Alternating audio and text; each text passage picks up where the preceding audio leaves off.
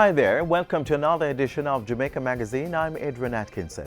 In today's show, a look at how doing business at the Tax Administration of Jamaica has improved. Plus, youth in agriculture have been using technology to reduce praedial larceny. Learn more. And later, get the facts on motor vehicle seizures. Sit back and relax. All this and more in the next half hour.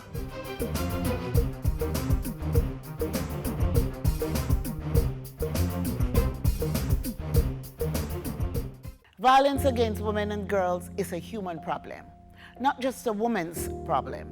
It's a problem for men too. Gender violence takes many forms, including sexual assault, domestic violence, relationship abuse, sexual harassment, and sexual abuse of children. The magnitude of ongoing violence against women and children in our country is cause for alarm.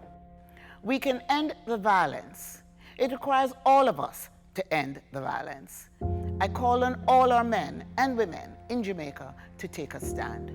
And men, especially, must get involved in this movement to create a better world for their daughters, their mothers, their sisters, their aunts, their uncles, their fathers, their sons, and for themselves. Let's protect and reassure. Let's unite to end gender violence.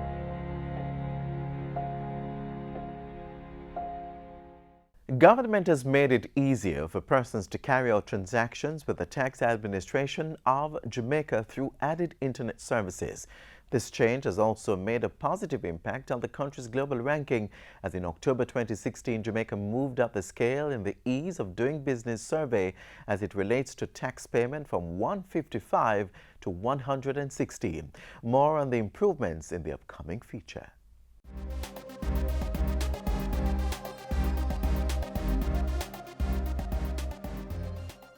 The future of tax services is here. Taxpayers having the power to do business at their fingertips. It's thanks to a number of online services that come with the completion of a project done in 3 phases within 2 years to improve the tax administration system. Through the Revenue Administration Information System RAIS project, Tax Administration Jamaica has been able to roll out more value-added services. Since September 5, 2016, the list of online services have extended to include stamp duty and transfer tax, withholding taxes, environmental protection levy, betting, gaming and lotteries taxes, and trade and business licenses.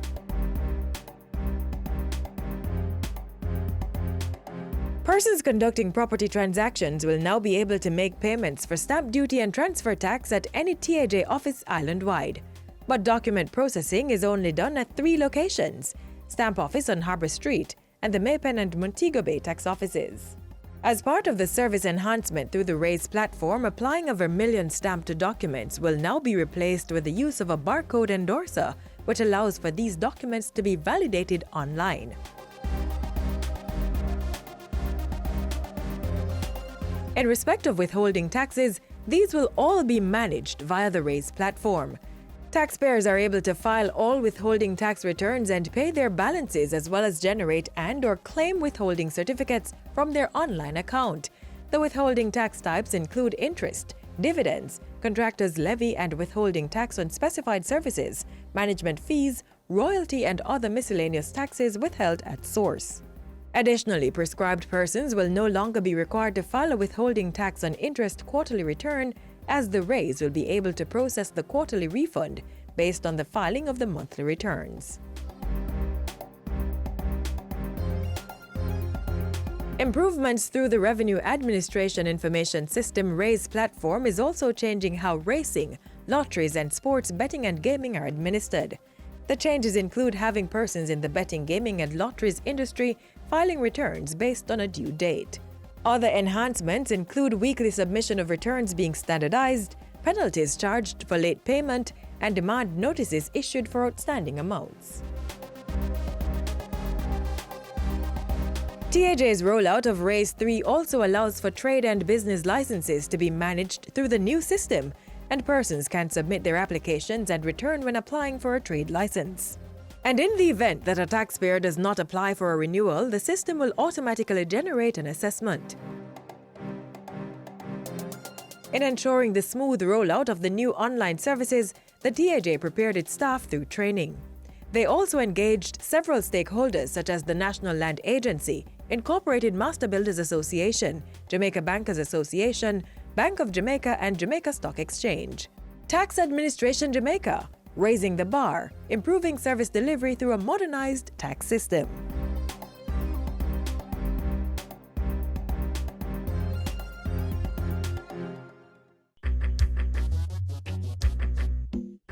Nutritious food, succulent dishes, superior workmanship, and excellent service. Jamaica is on the go. Let's grow what we eat and eat what we grow. Let's harness the indomitable spirit of our most valued resource, our people. Let's support our local businesses. After all, buying Jamaican means building Jamaica. The adoption of science and technology to drive development is an increasing phenomenon across various businesses and industries, and is an area of learning that's being promoted within schools. In our next feature, we'll see where students of agriculture are exploring the application of laser technology to improve security on farms. Here's more.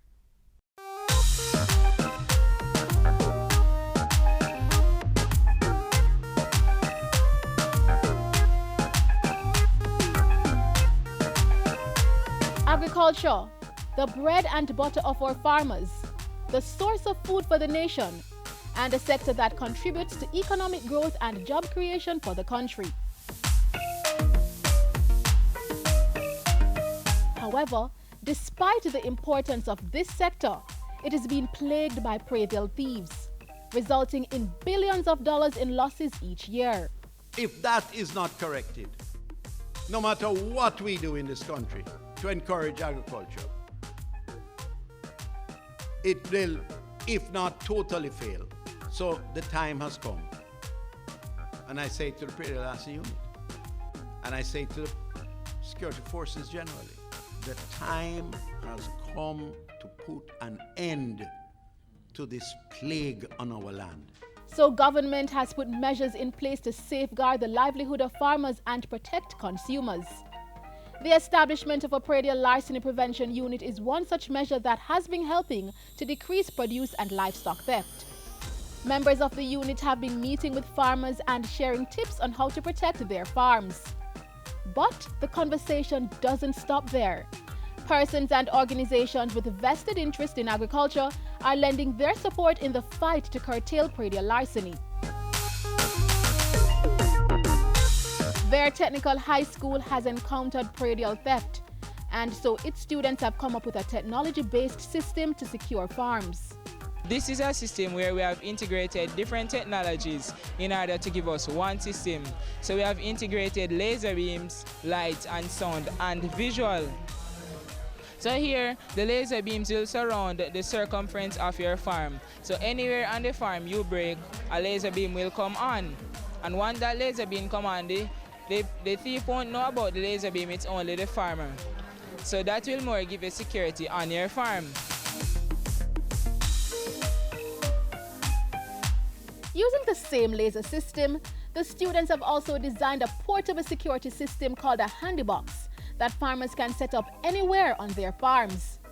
The farmer must place the laser box at any section of the field, and the receiver box should face it at the opposite end. If a thief should pass through these two units, a signal is given. This is an example of the handy box. So this is a box containing the laser, and this is the box with the receiver. So once you break the laser beam, it gives you sound and also light. And the visual is 360 degrees on your farm. Justin tells us some of the things that are needed to set up the security system on your farm. You'd need your camera, and we'll use IP cameras on the farm that give us wireless signal, and also we need our lasers. And based on the size of your farm and the range of you'd buy that amount of lasers, and you'd also need lights and an amplifier to amplify your sound. Applied technology demonstrated by our youth to reduce farm theft. They are making themselves part of the solution to a long-standing problem that's affecting the agriculture sector. I know as a fact that the young generation is determined to make a success of their country. We in Jamaica are in good hands.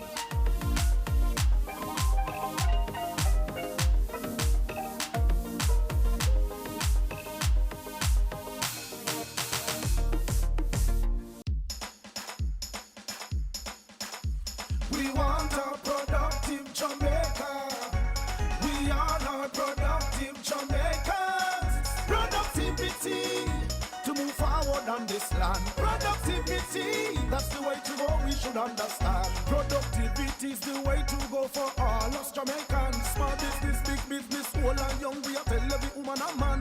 We want growth and prosperity for a better nation with a building plan. So we can build our product and sell our product and put more money in our hand.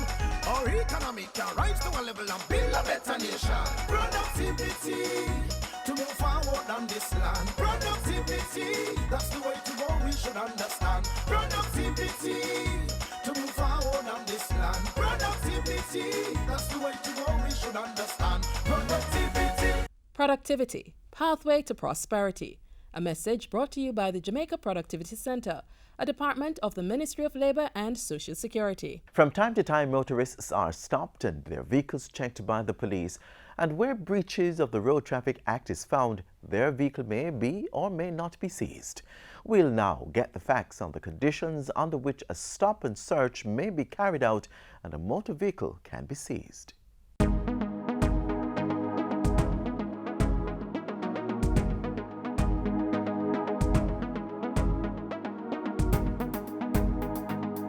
And I'll tell you first about the reasons when the police should not seize the vehicles, because they don't have the lawful authority to do so. If you don't have a driver's license in your possession, the police should not seize the vehicle. They can prosecute you under the Road Traffic Act. Now, there's a difference between not having a driver's license and not having your driver's license in your possession. If a person was never issued with a driver's license, that person clearly should not be driving a motor vehicle. What the police will do in those circumstances is that, for one, the person will be prosecuted. If they find out that the owner of the vehicle allowed the individual without a driver's license to use the vehicle, that person, the owner, can be prosecuted as well. Otherwise, the police will take possession of the motor vehicle because they will not allow a continuation of the offense. They will take possession of the motor vehicle and will get someone who has a driver's license or the owner to come and claim that vehicle. We don't seize a motor vehicle for no insurance coverage. The person will be prosecuted, but it is not a seizable offense. No registration of fitness is not a seizable offense. The police can lawfully seize your vehicle if the vehicle is not licensed. There is a provision in law that is referred to as the month of grace. So 1 month after your registration expires, if you are within that 1 month period, the police should not seize the vehicle. Your vehicle can be seized lawfully if you don't have a registration plate affixed. So you're driving around with no registration plate, it can be seized. Or if the registration plate is so obscure that you can't see what's on it, your vehicle can be seized under the Road Traffic Act. There are other acts that the police can lawfully seize your motor vehicle.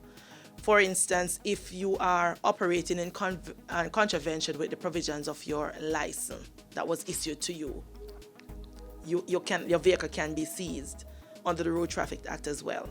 Also, under the Dangerous Drug Act, Section 24 of that act allow the police to seize vehicle if the vehicle is suspected to be used in commission of those offenses. Also, on a broader sense, is that if the police have reason and evidence that your vehicle was involved in a criminal activity, then the vehicle can be seized and the owners can be held accountable even if they were not the ones that were driving the vehicle at the time. So those are the circumstances when your vehicle can be lawfully seized by the police. There are other provisions when you can have your vehicle towed. If you park in areas that are designated no parking, if you park your motor vehicles that are too close to fire hydrants, then your vehicles can be towed. And in instances where your vehicles are seized, the vehicle should not be returned to you until the provisions of the law is satisfied. So if your vehicle was seized for not being registered or licensed, it will not be returned to you until you go and get your vehicle licensed and you pay the appropriate and prescribed fines. Then your vehicle will be released to you. So it's important for persons to know when your vehicle can be lawfully seized as opposed to when it cannot be lawfully seized.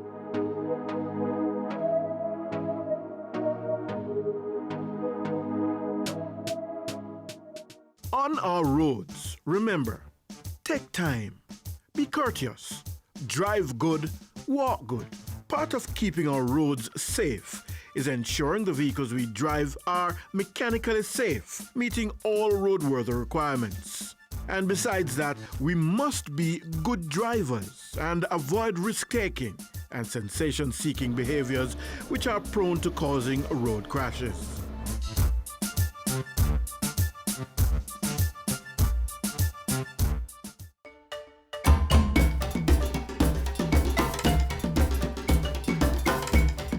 On the board this week, Promotional Links Industries presents Ladies Expo, featuring workshops, health, career, home decor, finance, food, beauty, fashion, entertainment, and much more. The expo will be held at the Wolmer's Boys Auditorium on Saturday, March 11. Admission free. The St. Catherine High School will be hosting its 6th annual health fair on Friday, March 10, 2017 from 9 a.m. to 5:30 p.m. Adults and children within the school and surrounding communities come out for valuable health information and medical services. Admission is free. There will be a gospel concert, free blood sugar checks, free blood pressure checks, free HIV tests, free doctor's checkups, female cancer screening, pap smear 2,500 without insurance, 500 with insurance, booth displays, and more.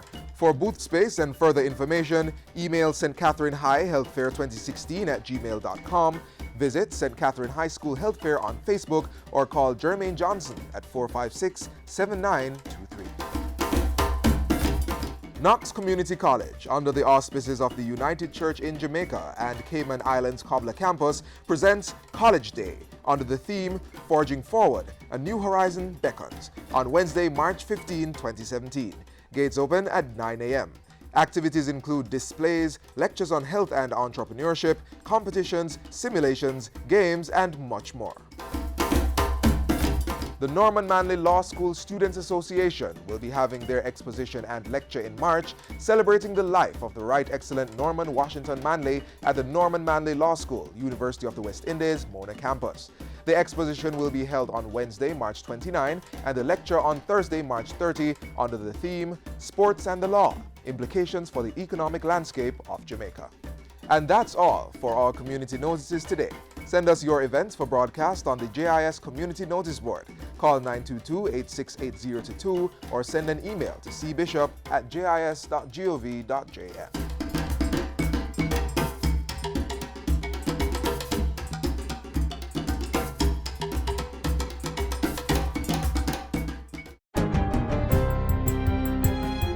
Hi there, I'm Lorraine Mendez with your JIS News of the Week. Prime Minister Andrew Holness says project approvals at the National Housing Trust have been revamped, making it easier for houses to be delivered to Jamaicans. 24 housing schemes will be ready for construction by the end of this year. Something a gone in a Jamaica. Mr. Holness was speaking at a recent groundbreaking ceremony for the $7 billion estuary development at Friendship in St. James. 1,500 low-income housing units will be delivered by December 2019 through a partnership between the NHT and West Indies Home Contractors, Wicon. At a groundbreaking for 37 housing lots in St. Catherine, the Prime Minister announced that an institutional review of the NHT was almost complete. The directive to the board is to build house. if the NHT was building house, there would be no reserves to take. So use the reserve to build house. That is why at every groundbreaking, I am going to be there to make the point that we are using the NHT resources to build house. Prime Minister Holness also called on the NHT to play a more active role in reducing informal settlements by meeting housing demands on the island. Is the orderly settlement of land led by the government with a disposition to ensuring that every single Jamaican, no matter what their status in life is, can afford to occupy and own land through the rightful and lawful means. And the NHT has a critical role to play in this. In other news, the Jamaica Defence Force Coast Guard received 2 new surveillance vessels to provide greater protection of Jamaica's maritime borders. Effective monitoring of the maritime domain must be in place. Ideally, detection must happen even before there is a threat to our waters. And the employment of these vessels, coupled with the introduction of new technology, will achieve good results. The addition of the Maritime Patrol aircraft in short order will also significantly enhance the unit's capability to detect and monitor any activity as required. Still on security, head of the JCF Corporate Communication Unit Superintendent Stephanie Lindsay says the police will not relent in their operations to enforce new regulations concerning tints on public passenger vehicles. We are the police and we have a responsibility. The government has a responsibility and they have mandated us to carry out this function, and we don't intend to relent. We expect full compliance for all the parties that are involved in public transportation. Superintendent Lindsay says that while there are still groups with concerns, there has been generally good compliance from taxi operators since the new regulations recently. It broadly calls for motor vehicle tints to allow at least 70% visibility looking in, with specific stipulations for the different taxi and bus windows. Agriculture Minister Carl Samuda has signed 2 contracts worth $248 million to rehabilitate roads used to haul sugarcane in Trelawney and St. Elizabeth. The roads between the Long Pond and Appleton Sugar Estates are to be repaired over 2 financial years. With the improvement in the road, it will make a tremendous difference in the travel time and the general efficiency of moving the cane to the factory. In tourism news, Prime Minister Andrew Holness said government would be setting up entertainment zones to take advantage of the island's economic potential in the sector. We are going to review the entertainment laws to ensure that we provide and designate places where you can keep your entertainment, providing you observe the law. So if you want to party from sunrise to sunset, or from sunrise to sunrise, that's your business. Just don't disturb anybody else. And finally, Tourism Minister Edmund Bartlett says the government will be helping to market Trenchtown as a tourist destination in Kingston. Part of that assistance involves holding discussions with the Florida Caribbean Cruise Association, FCCA, at the Global Sea Trade Conference in March. When I went to the FCCA to speak to them about cruise development in Jamaica, and particularly Kingston, the first question they said, well, what does Kingston have? And so I told them, fine, I'll come back to you with my story. And in the interim, you prepare for my port. So I'm going back to see them at Sea Trade 3 weeks from now. And Trenchtown will be a piece of what I will take care of. And those were some of the stories making news this week. I'm Lorraine Mendez.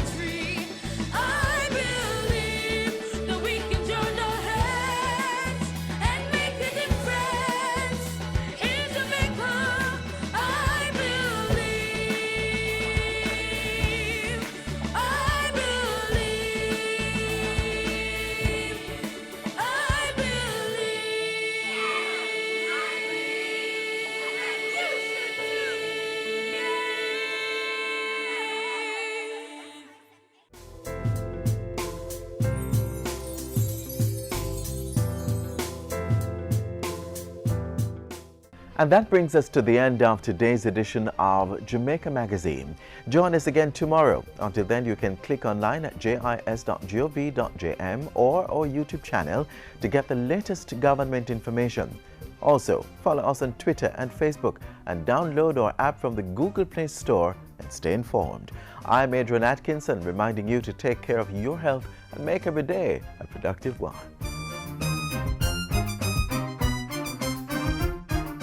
This has been a production of the Jamaica Information Service, the voice of Jamaica.